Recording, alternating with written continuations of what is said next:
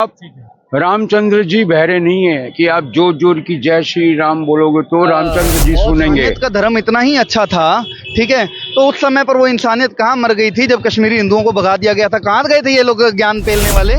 Supreme court आज के सही बताऊं, सुप्रीम कोर्ट नहीं, सुप्रीम कोर्टा हो चुका है। और वाले जज अपना नाम क्यों लिखवाएंगे? वो जहर थोड़ी बेच रहे हैं, वो खाने की सामान बेच रहे हैं। ठीक है, ऐसे सुनो, ऐसे ऑटो वाले भी कह देंगे क्योंकि वो बेच नहीं रहा है। उसने बोर्ड पे क्यों नहीं लिखा कि मैं बेच नहीं रहा हूँ, मैं खुद के खाने के लिए बना रहा हूँ? और उसी फ्राई पैन में जब मटन गर्म होने के बाद में फिर से दाल फ्राई बनेगी, तो क्या मेरे को ये बता दो, क्या उस कावड़िए की यात्रा सफल हो पाएगी? हिंदू मुस्लिम सिख ईसाई ये हमने खुद बनाया है। हम जागरण ऊपर बंद से हो जाने चाहिए। नहीं। इस हिसाब से क्या जो सुंदरकांड के पाठ किए जाते हैं क्या वो बंद हो जाने चाहिए? क्योंकि नमस्कार, मेरा नाम है विकास गुप्ता। अभी आप लोग देख रहे हैं जनता न्यूज। योगी जी ने कुछ दिन पहले एक फैसला सुनाया था जिसमें अपने अपने दुकानों के ऊपर नेम प्लेट को लेकर, अपने अपने दुकानों के ऊपर नाम लिखवाने को लेकर योगी जी ने यूपी के अंदर एक फैसला सुनाया था, जिसको सुप्रीम कोर्ट ने खारिज कर चुका है। क्या कहेंगे सर? देखिए, ऐसा है, गवर्नमेंट के कुछ फैसले जिनको कि इस देश का बड़ा दुर्भाग्य है, यहाँ पर ये कह करके कि वे किसी की भावनाओं को आहत कर सकते हैं।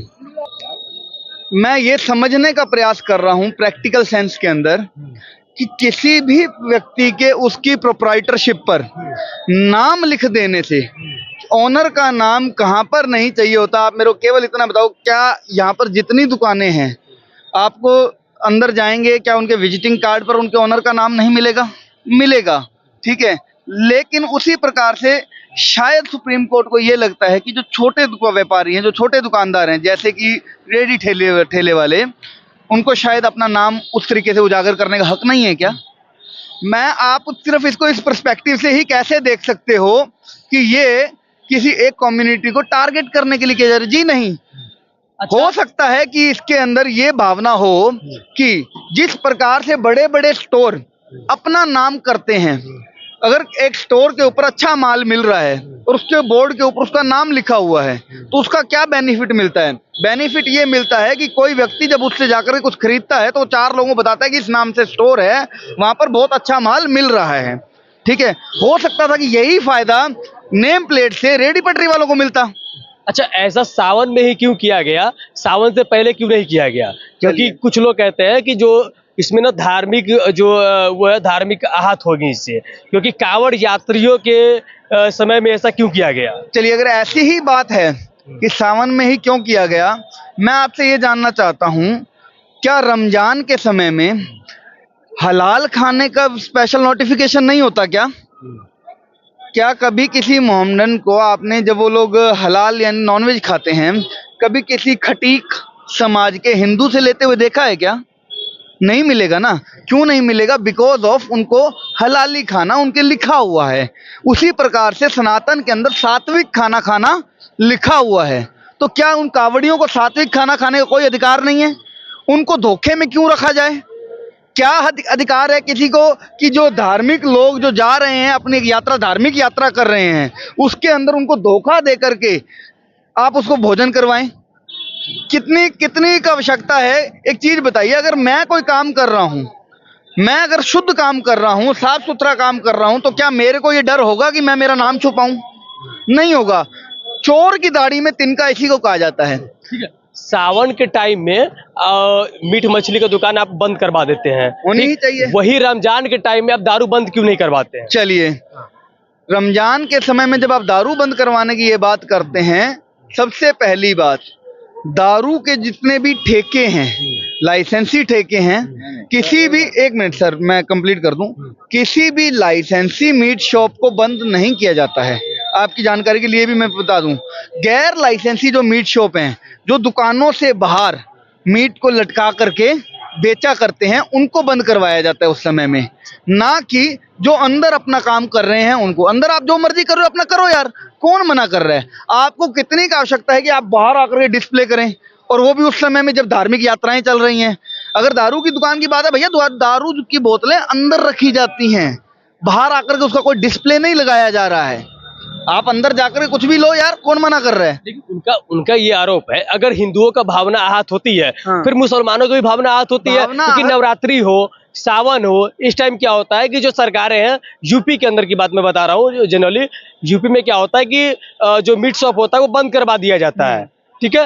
लेकिन वही रमजान के टाइम में दारू का ठेका बंद क्यों नहीं करवाया जाता है? चलिए, आप मेरे को केवल इतना बता दीजिए कि मैंने जो प्रश्न आपसे किया, क्या कभी किसी दारू की दुकान पर आपने बाहर की तरफ बड़े बड़े डिस्प्ले देखे हैं क्या? ठेके होते हैं ना, ठेके, बाहर जाली लगी होती है और अंदर जाकर के उसके मिलता है माल, ठीक है। उसी प्रकार से अगर आप अंदर बेच रहे हो तो आपको कोई नहीं बंद करवा रहा, यूपी के अंदर भी नहीं करवाते हैं, ठीक है। लेकिन उनको ऐतराज किस बात पर है कि जब आप बाहर उसका डिस्प्ले करते हो मास्क का, ठीक है, उस समय पर धार्मिक भावनाएं आहत होंगी। आपको ये देखना चाहिए कि आपको अंदर करो ना यार, कौन मना कर रहा है? आप अगर दुकान के अंदर वो काम कर रहे हैं तो आपका काम आप करो, कौन रोक रहा है आपको? लेकिन नहीं, आपने क्या करना है, किसी को उकसाने के लिए जानबूझ करके बाहर मास्क लटका दिया, ठीक है। किसी को उकसाने के लिए जानबूझ करके आपने कभी वहां पर बड़े का मास्क बोल दिया, कभी बीफ का आप प्रचार कर देते हो, क्यों? अच्छा, आपने भी बोला है कि ठेले पर, रेडी पटरी वाले पर, जो सभी दुकानों पे नाम लिखवाना जरूरी है, ठीक है, होना ही चाहिए। तो क्या आपको लग रहा है वो तो भाई खाने की सामान बेच रहा है ना, कोई जहर थोड़ी? दो रीजन देता हूं मैं। सर चलो आप बोल लो पहले। अच्छा ठीक है, आपने बोला मतलब रेडी पेट्रोल वालों पे जो नाम लिखाना वो क्या जरूरी है? अभी इस पे सुप्रीम कोर्ट का ऑर्डर भी आया कि कोई खारिज भी हो चुका है, खारिज भी हो चुका है, ये कोई जरूरी नहीं है। तो मैं उस सुप्रीम कोर्ट को कहना चाहता हूँ, अगर एयरपोर्ट के अंदर हम ऑनलाइन पहले अपना रिजर्वेशन वो करवा लेते हैं, उसके बाद हमें आधार कार्ड क्यों दिखाना पड़ता है? यदि हमें स्कूल में अपना नाम क्यों लेना पड़ता है? अगर हम एक बार हम टिकट में, जब टिकट की जाती है, आधार कार्ड हमें सब भरना पड़ता है, उसके बाद भी हमें एयरपोर्ट में आधार कार्ड क्यों दिखाना पड़ता है? सुप्रीम कोर्ट आज के सही बताऊं, सुप्रीम कोर्ट नहीं, सुप्रीम कोठा हो चुका है। और जज जो है ना, ये जज कौन है? हमारे तुम्हारे जैसे आदमी है, और जज आतंकवादी जैसे हिसाब देने लग गया आज की डेट। ठेले वाले अपना नाम क्यों लिखवाएंगे? वो जहर थोड़ी बेच रहे हैं, वो खाने की सामान बेच रहे हैं। ठीक है, ऐसे सुनो, ऐसे ऑटो वाले भी कह देंगे हम अपना नाम क्यों लिखवाएं, और टैक्सी वाले भी कह देंगे हम अपना नाम क्यों लिखा दें। लिखवाते ऑटो टैक्सी सब लिखवाते हैं सर, क्या बात कर रहे हो सर? कंपल्सरी है एयरपोर्ट, सुनो, एयरपोर्ट में चलान करता, आपका नेम प्लेट नहीं हुआ ना, चलान करता, दिल्ली पुलिस चलान खुद चलान काटते। क्या बात कर रहे हो सर आप? मैं एक बात कहना चाहता हूँ, सुप्रीम कोर्ट ने खाली स्टे नहीं लगाया, उसने साथ में एक आदेश भी दिया है। वो आदेश ये दिया है कि आपको अपना नाम लिखना जरूरी नहीं है, लेकिन आपको क्लियर शब्दों में अपने बोर्ड पे लिखना पड़ेगा कि आप नॉन वेज बांट रहे हो, बेच रहे हो, कि आप वेज खाना बेच रहे हो। ये सुप्रीम कोर्ट की वर्डिक्ट है। लेकिन सर ऐसा है ना, अगर सुप्रीम कोर्ट ने ये बात कह भी दी, इसका कोई फायदा नहीं है। फायदा क्यों नहीं है?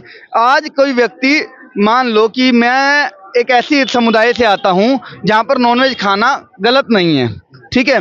उसने एक होटल किया, उस होटल का नाम लिख दिया वैष्णो ढाबा, ठीक है। अब वहां पर जो भी धार्मिक यात्री जा रहा है, वो इस ट्रस्ट से उस होटल के अंदर जा रहा है कि मुझे यहाँ पर सात्विक भोजन मिलेगा, क्योंकि इस होटल पर क्या लिखा हुआ है? वैष्णो ढाबा। चलिए, वो जिस समय पर ग्राहक है उस समय पर मटन नहीं बेच रहा वहां पर, मैं एक्सेप्ट कर रहा हूं। लेकिन होगा क्या कि जब वो शाम को दुकान अपनी ढाबा मंगल करेगा ना, क्योंकि उसको खुद को भोजन जब करना है, तो वो उसी फ्राई पैन के अंदर मटन गर्म कर रहा होगा, क्योंकि वो बेच नहीं रहा है। उसने बोर्ड पे क्यों नहीं लिखा कि मैं बेच नहीं रहा हूं, मैं खुद के खाने के लिए बना रहा हूं। और उसी फ्राई पैन में जब मटन गर्म होने के बाद में फिर से दाल फ्राई बनेगी, तो क्या, मेरे को ये बता दो, क्या उस कावड़िए की यात्रा सफल हो पाएगी ऐसा भोजन करने के बाद? देखिए, ऐसा होता है, भोजन इनके कहने के मुताबिक पर्सनल चीज है। उसने अपना पर्सनल एजेंडा सेट किया, उसने वैष्णव ढाबे के हिसाब से वैष्णव ढाबा चलाया, ढाबे को मंगल किया। उसने अपना, चाहे वो फ्राई पैन वो हो चाहे ना हो, लेकिन उसने मीट खाया, ठीक है। ऐसे ही आस्था भी पर्सनल चीज है, अगर माने तो। आस्था को शोबाजी की जरूरत नहीं है।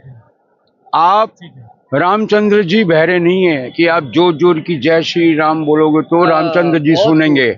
रामचंद्र जी का मैं भी मानता हूँ, मैं भी उनको मन में पाठ करता हूँ, मैं भी हनुमान चालीसा का पाठ करता हूँ, मैं भी मन में, मेरी आस्था पर्सनल है। इस हिसाब से क्या जागरण बंद हो जाने चाहिए? नहीं। इस हिसाब से क्या जो सुंदरकांड के पाठ किए जाते हैं, क्या वो बंद हो जाने चाहिए? क्योंकि राम जी को तो स्पीकरों के ऊपर की आवश्यकता नहीं है। मैं आपको ये जवाब दे रहा हूँ एक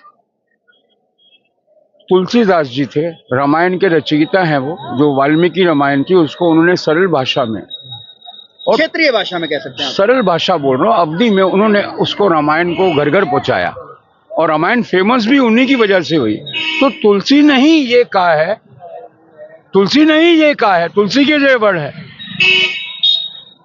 घट में है सूजत नहीं लानत ऐसी जिंद। घट मतलब हमारे अंदर ही है, घट में है सूजत नहीं लानत ऐसी जिंद, तुलसी इस संसार को भया मोतिया बिंद। अच्छा, कई सारे वीडियो सर, मैं एक और अर्थात मैं इनसे